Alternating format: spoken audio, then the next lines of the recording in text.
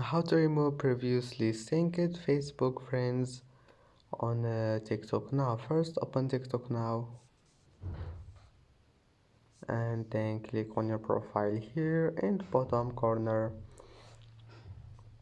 and after that click the three lines and then click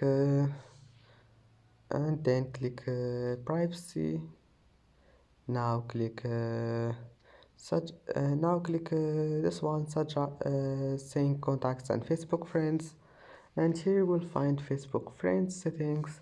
Then click remove previously synced Facebook friends and click remove, and that's it. I hope that can help you.